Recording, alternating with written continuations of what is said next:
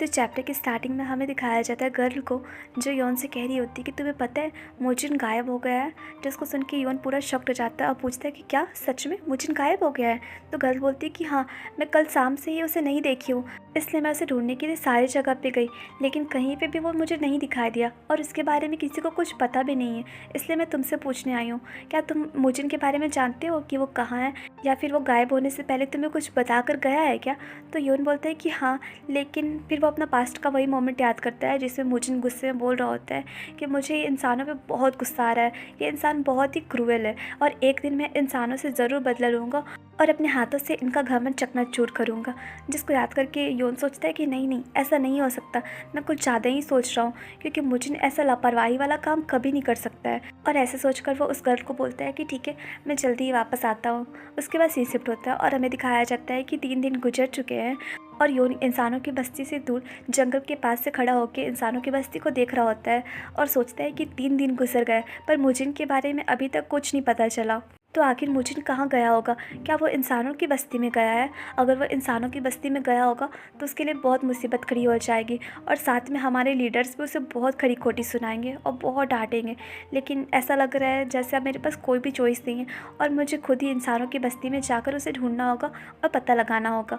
और ऐसे सोच के वो जंगल के रास्ते से इंसानों की बस्ती में जा रहा होता है और इसे जाते जाते काफ़ी रात हो जाती है, लेकिन फिर भी वो कंटिन्यू आगे बढ़ रहा होता है। तभी अचानक से उसका पैर एक जाल में फंस जाता है, जिसके कारण वो पूरा शॉक्ड हो जाता है और वो जल्दी से देखता है कि उसका पैर किस चीज़ में फंसा है। तो देखता है कि एक जाल में उसका पैर फंस गया है और इतनी बुरी तरह से उसका पैर घायल हो गया है कि वहाँ से ब्लड भी निकल रहा है और वो डर से बहुत काँप रहा होता है कि अब वो क्या करेगा।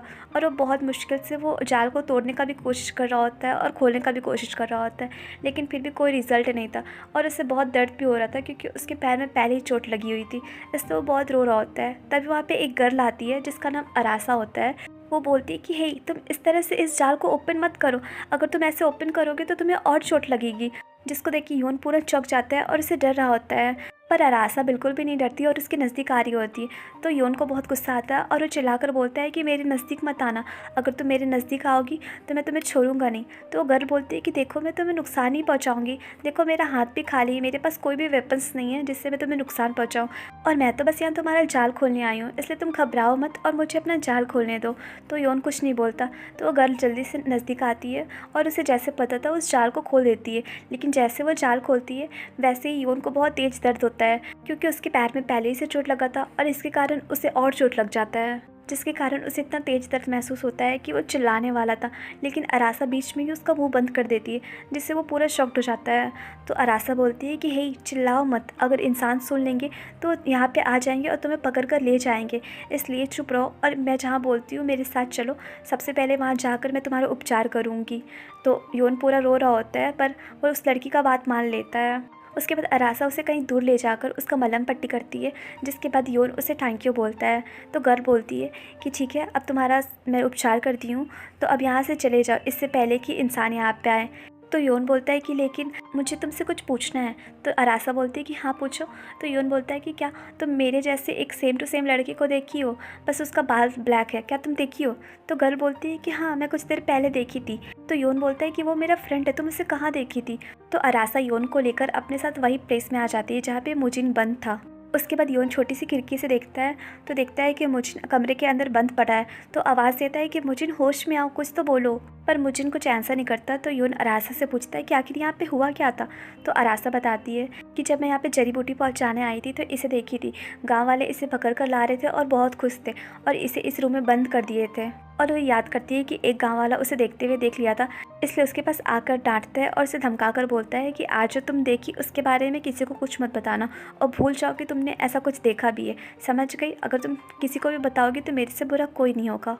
उसके बाद इधर योन को दिखाया जाता है जो कि दरवाज़ा खोलने का बहुत कोशिश कर रहा होता है और सोचता है कि मैं इतना कोशिश कर रहा हूँ लेकिन फिर भी ये दरवाज़ा क्यों नहीं खुल रहा है, आखिर क्या बात हो सकता है।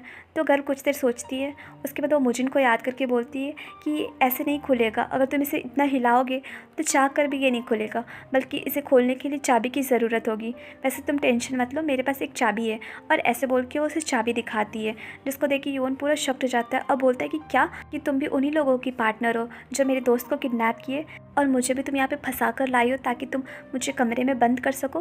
तो अरासा बोलती कि नहीं नहीं, ऐसा कोई बात नहीं, तुम गलत सोच रहे हो। मैंने तो तुमसे पहले ही कहा ना कि मैं यहाँ जड़ी बूटी पहुँचाने आती हूँ। और अगर तुम्हें ये झूठ लग रहा है तो इस रूम को देखो, ये रूम पूरी तरह से दवाइयों से भरी हुई है और यहाँ पे इस रूम में सिर्फ कुछ ही लोग आ जा सकते हैं, जिसमें से एक मैं भी हूँ जो यहाँ पे इंटर कर सकती हूँ। और मैं इसलिए इंटर कर सकती हूँ यहाँ पे क्योंकि मैं रात में जंगल जाती हूँ जड़ी बूटी चुनने और सुबह तक मैं जड़ी बूटी चुन कर लाती हूँ। तो मुझे अलाउ है कि मैं जो चुनती हूँ उसे जाके रख सकूँ, इसलिए मुझे ये चाबी मिली है। और ऐसे बोल के वो चाबी से दरवाज़ा खोलने लगती है, जिसको देख के योन सोच रहा होता है कि अगर मुझे यहाँ से चला जाएगा और इंसान कल सुबह चेक करने आएंगे तो सबसे पहले तो उसे इसी गर्ल पे शक होगा ना कि यही लड़की आज़ाद की है, तो फिर इसके साथ क्या होगा। फिर सोचता है कि नहीं नहीं, अभी ये सब सोचने का ज़्यादा टाइम नहीं है मेरे पास, अभी सबसे पहले मुझे अपने दोस्त मुजिन को बचाना है। और ऐसे वो सोच ही रहा होता है, तब तक अरासा वो दरवाज़ा खोल देती है, जिसके बाद योन जल्दी से अंदर जाता है और मुजिन का हाथ पैर खोलता है और बोलता है कि मुजिन होश में आओ। लेकिन मुजिन होश में नहीं आ रहा होता है, तो उसे किसी तरह से उठाकर लेके जा रहा होता है और वो गर्ल को देखकर उसे थैंक यू भी बोलता है और बोलता है कि मुझे माफ़ कर देना जो मैं तुम पे शक किया, लेकिन आज जो तुमने मेरे ऊपर उपकार किया है उसका एहसान मैं एक दिन जरूर चुकाऊंगा। और ऐसे बोल के वो मुजिन को लेके चला जाता है वहाँ से। उसके बाद सीन शिफ्ट होता है और हमें दिखाया जाता है टीचर को, जो कि मुजिन का बाल पकड़कर खींच रहे होते हैं और उसे बहुत डांट रहे होते हैं और बोल रहे होते हैं कि मुजिन तुम बदमाश हो, बहुत बदमाश बच्चे हो तुम। मैंने तुम्हें उसी दिन क्लास में बताया था ना कि जो भी भेड़िया इंसानों की बस्ती में गए उनका क्या हाल हुआ, इंसान किस तरह से बंदी बनाकर उनका खून के लिए उनको मारे, लेकिन सब कुछ जानते हुए भी तुम इंसानों की बस्ती में क्यों गया आखिर। तो मुजिन बोलता है कि टीचर मुझे माफ़ कर दीजिए, मैं वहाँ पे कुछ परेशानी खड़ा करने नहीं गया था, बल्कि मैं तो वहाँ पे जानकारी इकट्ठा करने गया था। और आपको तो पता है ना कि अगर हमें इंसानों से जीतना है तो सबसे पहले इंसानों की शक्ति के बारे में पता करना होगा, उसके बाद ही हम उसके अकॉर्डिंग तैयार हो सकते हैं और लड़ाई करेंगे, तब तो हम जीतेंगे ना। तो यही सब नॉलेज इकट्ठा करने में वहाँ पे गया था और कोई बात नहीं है। तो टीचर को ये सुन के बहुत गुस्सा आता है और बोलते हैं कि अभी तुम छोटे हो तो छोटे लोगों की तरह ही सोचो, और ये बड़ों का काम है, तो अभी से ये सब चीज़ मत सोचो। और अगर तुम्हारे पास इतना अच्छा दोस्त योन नहीं होता तो तुम कैसे वापस यहाँ पे आ पाते। वो तो योन था जो तुम्हें बचाकर यहाँ पे लेकर आया। उसके बाद वो योन को डांटते हैं और बोलते हैं कि तुम बेवकूफ़ योन, अगर तुम्हें पता था कि मुजिन को वो इंसान कहाँ पे कैद करके रखे तो तुम यहाँ पे आके हम लोग बड़े लोगों को ना बताते, ये नहीं कि खुद ही लड़ने चल जाओ उनसे। उसके बाद बोलते कि वो तो शुक्र मनाओ कि सिर्फ पैर में ही चोट लगा है और कोई नुकसान नहीं हुआ, अगर तुम भी वहाँ पकड़े जाते तब क्या होता, तब तो हम लोग को पता भी नहीं चलता कि तुम लोगों के साथ हो क्या रहा है। तुम लोग दोनों बहुत बड़ा गलती कर दिए हो, और योन तुम्हें तो 15 दिन तक बेड रेस्ट में रहना पड़ेगा क्योंकि तुम्हारा पैर बहुत बुरी तरह से जख्मी है। तो अगर तुम दोबारा अच्छे से चलना चाहते हो तो 15 दिन तक बेड से हिलना भी मत। तो योन बोलता है कि ठीक है टीचर। उसके बाद टीचर मुजिन का गाल खींचते हैं और उसे डांटते हुए बोलते हैं कि तुम्हें भी यही सज़ा मिलती है, तुम 15 दिन तक बेड से उठोगे भी नहीं। तो मुजिन बोलता है कि ठीक है टीचर। तो टीचर दोनों को डांटते डांटते वहाँ से गुस्से से चले जाते हैं। उसके बाद योन बोलता है कि मास्टर तो यहाँ से चले गए, तो अब मुझे बताओ कि तुम क्यों गए थे और क्या हुआ इतने दिन, अच्छे से बताओ। तो मुजिन बोलता है कि क्या बताऊँ, इतने दिनों में मैं बहुत परेशान हो गया और ऐसा लग रहा है जैसे मेरी ज़िंदगी का सबसे परेशानी भरा दिन था। तो योन बोलता है कि इसमें गलती भी तो तुम्हारा ही है ना, जैसे सब बड़े लोग गलती करते वैसे तुम भी गलती कर दिए, जबकि हमारे मास्टर बोले थे कि इंसानों की बस्ती में मत जाना, लेकिन फिर भी तुम गए। तो मुजिन बोलता है कि क्या अब तुम ही मुझे डांटोगे। और ऐसे बोल ही रहा होता है, तभी उसका नज़र योन के जख्मी पैर पे जाता है, जिसको देख के वो पूरा सैड हो जाता है और बोलता है कि हाँ तुम सही बोल रहे हो, इसमें मेरा ही गलती है, मुझे इस तरह से नहीं जाना चाहिए था, और थैंक यू मेरी जान बचाने के लिए, और तुमने मेरी जान बचाई है इसलिए मेरी ज़िंदगी अब तुम्हारे नाम है।